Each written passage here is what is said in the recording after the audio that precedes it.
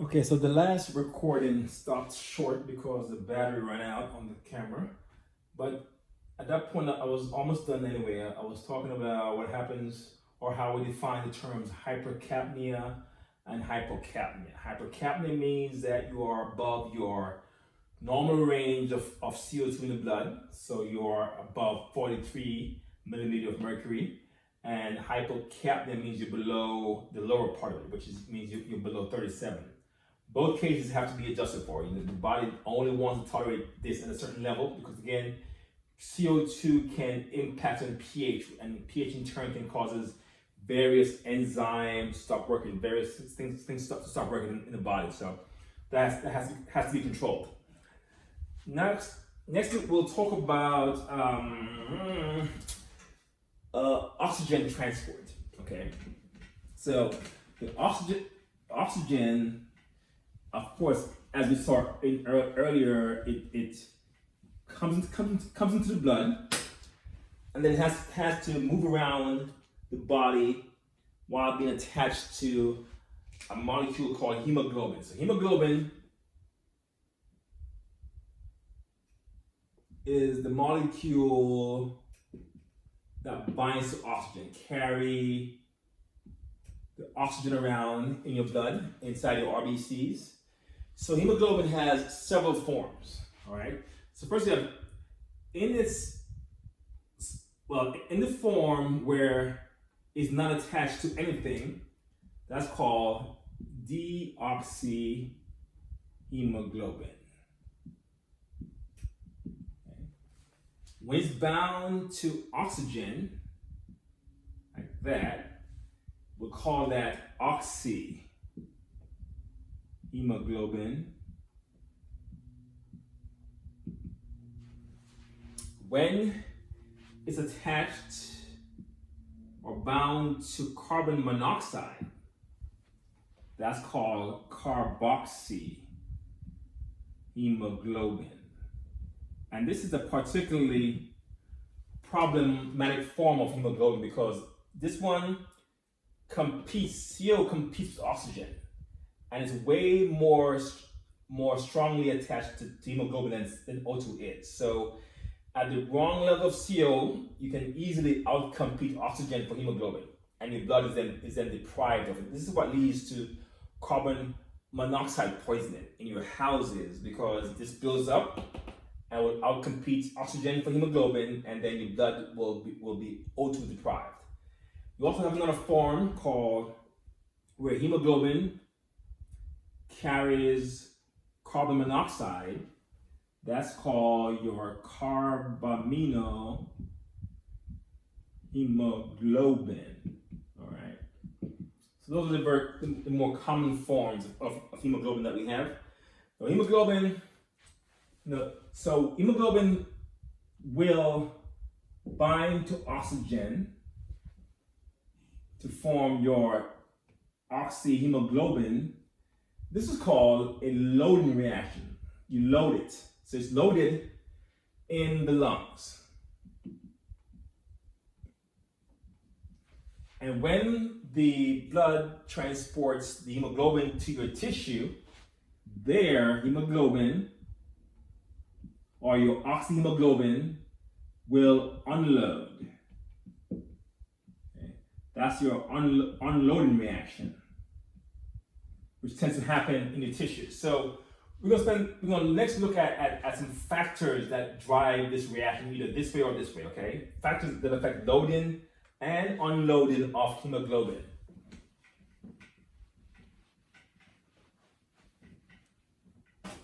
So we have, first loading, okay? When you have high levels of oxygen, you tend to load hemoglobin. And this only happens, frankly, only happens in the lungs.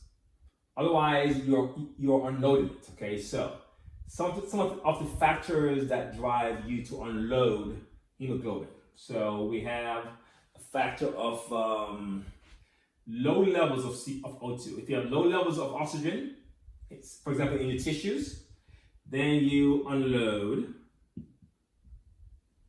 Okay. Another factor is temperature. as you increase temperature, you unload. So which means that when your muscles are warmed up, the O2 unloading is much better in warm muscles than cold muscles. pH as well. When your pH drops, that leads to unloading. Okay, that's called the Bohr effect. Also,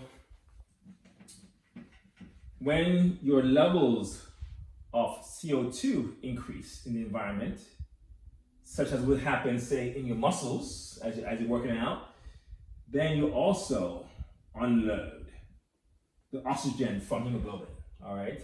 So these are all cases where you drop off oxygen into the tissue. This effect is called the Carbamino effect. All right, reasons or ways or factors that cause hemoglobin to be unloaded. You only load it basically in your alveoli of the lungs. Okay. Let's look at carbon monoxide transport. That's also a major gas that we have to keep track of.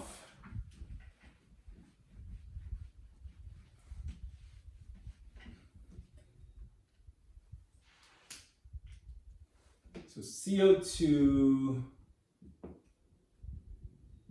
transport, all right? So there are three ways that CO2 travels around the body. All right, so let's say this is your capillaries with your RBCs in there. So RBC, capillaries, this is blood. Over here will be your tissue. So in the capillaries where you exchange there, the CO2 in the tissue can come in and travel in the plasma. Plasma and form elements. So in the plasma part, this is the plasma. This is the RBC. Okay, so it can come in and travel as CO2 dissolved in plasma. 10% of CO2 travels that way, just as free CO2 dissolved, bubbled into the plasma of the blood. CO2 may also come in and bind to hemoglobin and travel that way inside the RBC, okay, as your carbamino hemoglobin. So 20% travels that way. The remaining 70% travels another way. It travels as bicarbonate. So here we go again. So here we have your RBC. So CO2 comes into the RBC, right? Where CO2 here combine, make it a big RBC so we can keep everything inside there. Combines with H2O in the RBC to form your carbonic acid. Then that will break apart into H+, which tends to go hang out with the hemoglobin, and bicarbonate.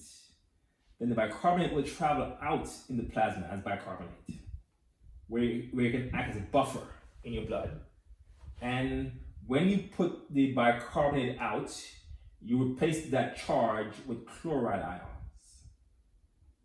Okay, that's called the chloride shift. A way to keep the charge distribution appropriate for your cells. You exchange a negative for a negative with the chloride. So and here, so then 70% of the CO2 will travel as bicarbonate and will be used to buffer along the way.